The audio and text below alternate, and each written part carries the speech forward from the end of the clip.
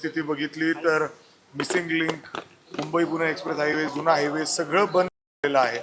आणि त्याचबरोबर आळंदी देखील बघितलं तर तशीच परिस्थिती आहे. मुंबई पुण्याचे रस्ते देखील बंद आहे, ट्रेन देखील बंद आहे आणि दरड कोसळल्याच्या बातम्या अनेक भागातून येत आहेत. वेल्ह्यामध्ये असेल, मुळशीमधले रस्ता खचला अशी मला आत्ताच बातमी आली आहे. माझे सहकारी महादेव कोंडरेंचा फोन आला होता. ते सगळे अडकले आहेत. काही ठिकाणी झाडं पडली आहेत, काही ठिकाणी रस्त्याला भगदाड पडले असं मुळशीत झालेलं आहे. त्याचबरोबर मिसिंग लिंकचा जो व्हिडिओ येतो आहे, मला आधी तर वाटत होतं हे काहीतरी AIचा उद्योग आहे, पण नंतर तुमच्याही चॅनल्सवर सगळ्यात पाहिलं, कारण का मला विश्वासच बसत नाही की ज्या मिसिंग लिंकचा एवढा मोठा कार्यक्रम झाला आणि अर्धा तास सगळ्यांचा वाचत होता.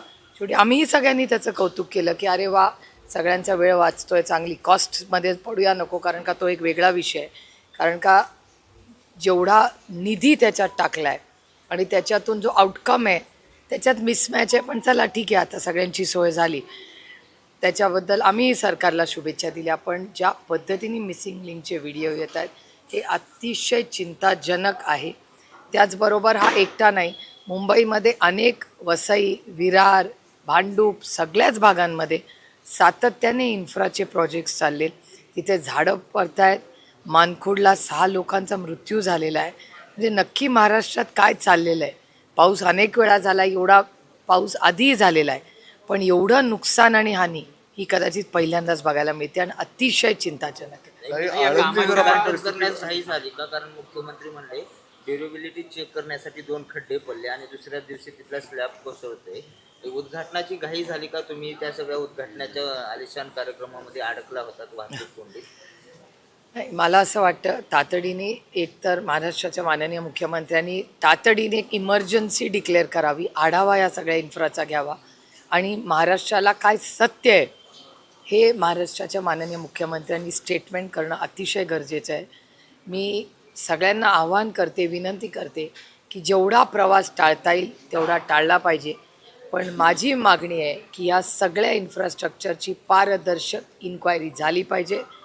मी करप्शन आता म्हणणार नाही, कारण का अजून माहिती आलेली नाही, पण जरूर ह्या इन्फ्रास्ट्रक्चरमध्ये किती पैसे खर्च झाले, सेफ्टी ऑडिट झालं का, आणि जर झालं असेल तर ह्या सगळ्याचा नॅचरल डिझास्टरचा विचार केला का नाही जेव्हा या मिसिंग लिंकचा प्लॅन केला, या सगळ्याची उत्तरं महाराष्ट्र सरकारला द्यावी लागतील. लँडस्लाईड झालंय पाटणला आणि 4 जणांचा जीव गेल्याची भीती व्यक्त केली जाते. NDRF रेस्क्यू करत आहे, पण सगळीकडे तशीच परिस्थिती दिसते. ताम्हिणी घाट बंद करण्यात आला आहे. पुण्याहून कोकणात जाणारं सगळी वाहतूक जी आहे ती बंद आहे. मुंबईला जाणारे सगळे मार्ग पूर्णतः बंद झाले.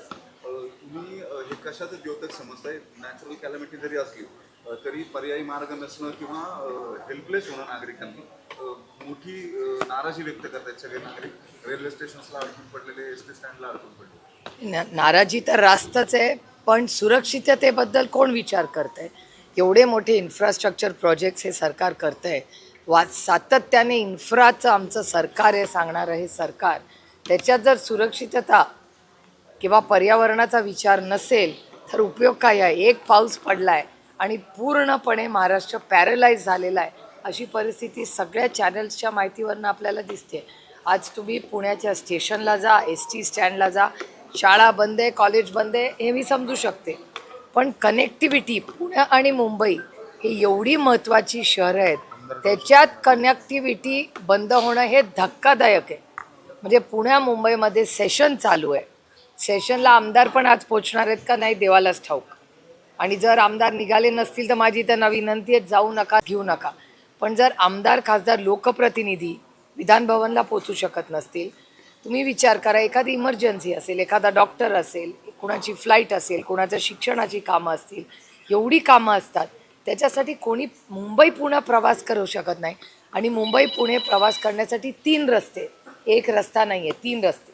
एक ताम्हिणी घाटातून तुम्ही जाऊ शकता, तो बंद. मिसिंग लिंकमुळे तो बंद. जुना आपला, म्हणजे तुमचा कदाचित जन्मही झाला नसेल तेव्हा, आमच्या लहानपणी आम्ही त्या खंडाळाच्या घाटाने जायचो, जुना रस्ता ज्याला म्हणतात, तोही बंद.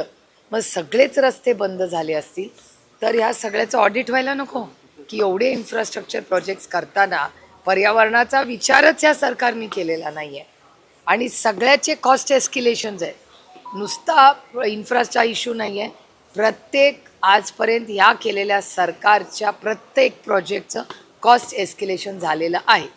काही मुंबईमध्ये सुद्धा पावसामुळे मोठं नुकसान होते. कालही 2 जणांचा मृत्यू झाला झाड कोसळून. तिथे सुद्धा महानगरपालिकेने पूर्वतयारी केली होती का नाही असं सुद्धा प्रश्न आहे. नाही नाही, अर्थातच कसं आहे, आज सत्तेमधले सगळे लोक फक्त 70 वर्षाचा हिशोब काढतात. ह्यांच्या 10-12 वर्षाचा हिशोब कोण देणार? आता झालं ना 12 वर्ष सत्तेमध्ये येऊन, आणि गल्लीपासून दिल्लीपर्यंत त्यांचं सरकार आहे, आणि ज्या पद्धतीने हानी होते याचं उत्तर द्यावंच लागेल या सरकारला. म्हणजे स्कूल बसवर झाड पडलं, त्याच्यानंतर आज मानकुडला 6 का 8 लोक गेले.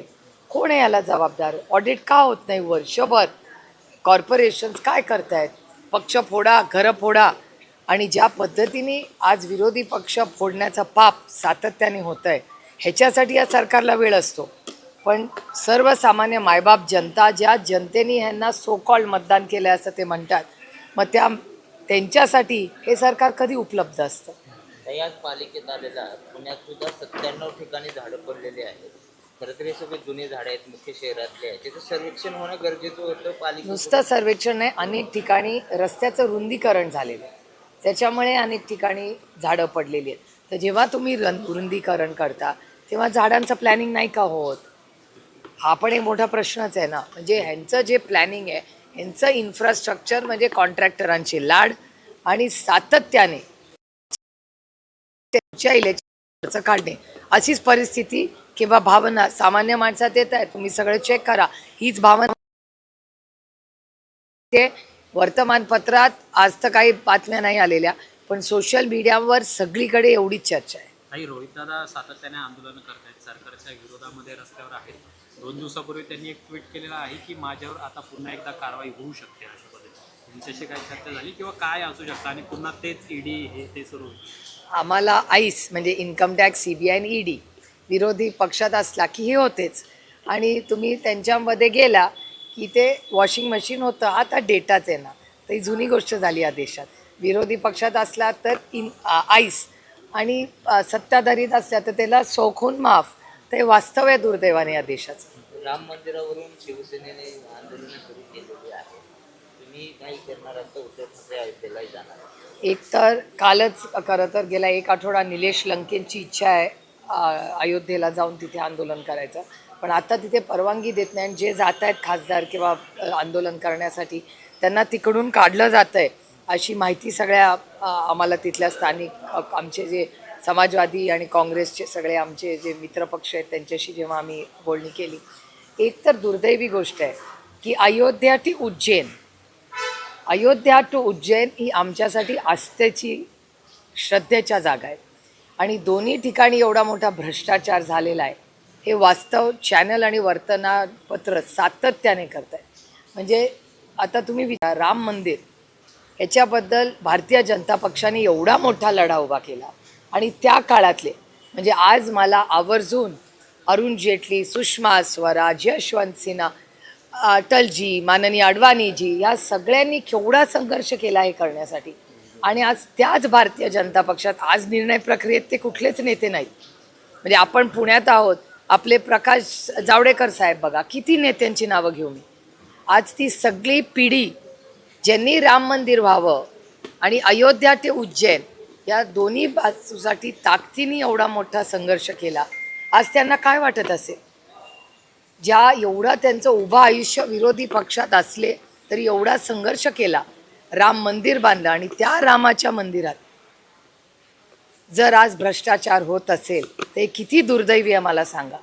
आणि पुन्हा मी म्हणते की उज्जैन, अयोध्या टू उज्जैन, आणि मर्यादा, मला सुषमाजींचे शब्द आजही आठवतात.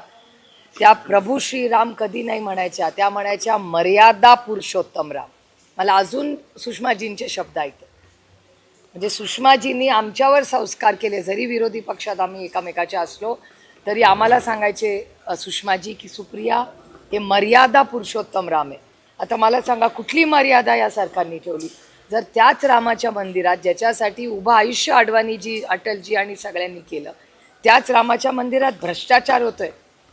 आणि जेव्हा आम्ही सत्तेत होतो तेव्हा काँग्रेस राष्ट्रवादीच्या भ्रष्टाचारांना हद्दपार करू हे तुम्हीच दाखवलंय ना तुमच्या चॅनलवर.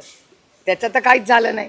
ते दोन्ही पक्ष फोडले, सगळ्यांना क्लीन चिट दिल्या, म्हणजे मग आमच्या कदाचित नेत्यांनी भ्रष्टाचार केलाच नाही ना. मग त्यांनी खोटे आरोप केले आमच्या नेत्यांवर फोडण्यासाठी, घरं फोडा, पक्ष फोडा.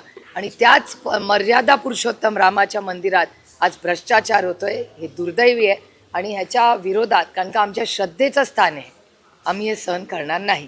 पण काल काही देवगिरी महाराजांनी स्पष्टीकरण दिलं, पत्र काढलेलं, त्या संदर्भात काय भूमिका? भूमिका कसली? आम्ही वास्तव सांगतोय. आम्हाला जे वास्तव वर्तमानपत्र, टी व्ही, उत्तर प्रदेश आणि केंद्र सरकारचं जे वास्तव टी व्हीवर आणि वर्तमानपत्रात दिसतंय, त्याच्यात तुम्ही तर काल व्हिडिओ दाखवले तुमच्या चॅनलवर पैसे लपवताना. ते तर व्हिडिओ काही खोटे नव्हते, तुमच्या चॅनलवर पाहिले आम्ही. याचा अर्थ भ्रष्टाचार मोकळेपणे, दिलखुलासपणे चालला होता मर्यादा पुरुषोत्तम रामांच्या समोर.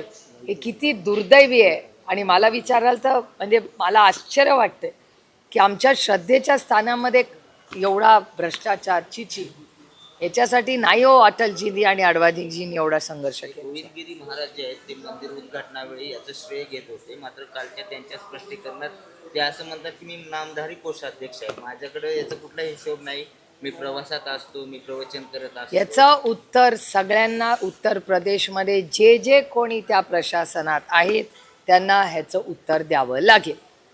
आणि हा पार्लमेंटमध्ये आम्ही ताकदीने हा इश्यू, आता पार्लमेंट सुरू होतं आहे 20 तारखेला, आम्ही हा मुद्दा ताकदीने मांडणार आहे. मी इंडिया अलायन्सच्या मीटिंगमध्ये विनंती करणार आहे की इंडिया अलायन्सनी हा आमचा श्रद्धेचा आणि आस्थेचा विषय, अयोध्या टू उज्जैनमध्ये झालेला भ्रष्टाचाराचं उत्तर भारतीय जनता पक्षाला द्यावंच लागेल. ताई एक शेवटचं, राष्ट्रवादी काँग्रेस हा काँग्रेस पक्षामध्ये विलीन असं मत, अशा सध्या चर्चा आहेत, NDAमध्ये जाणार अशा आहेत. परवा सतीश पाटीलही म्हणाले की लोकसभेनंतर राष्ट्रवादी काँग्रेस आणि काँग्रेस एकत्र येण्याच्या चर्चा सुरू झालेल्या होत्या, दिल्ली स्तरावरती त्या होत्या. आता राष्ट्रवादी आमच्या सोबत आली तर दुधात साखर आहे असं त्यांनी वक्तव्य केलं. बंटी दादा हे काँग्रेसचे ज्येष्ठ नेते आहेत आणि अर्थातच आमचे अतिशय प्रेमाचे, जिव्हाळ्याचे आणि कौटुंबिक संबंध आहेत. पण त्याचबरोबर राष्ट्रवादी काँग्रेसने गेले 27 वर्ष एका विश्वासाच्या आणि प्रेमाच्या नात्याने आम्ही एकत्र काम केलेलं आहे आणि करतही राहू.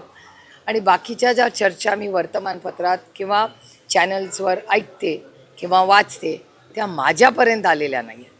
त्याच्यामुळे तुमच्या सूत्रांनी तुम्हाला काय सांगितलं आहे मला माहिती नाही. पक्षामध्ये ही कुठलीही चर्चा नाही.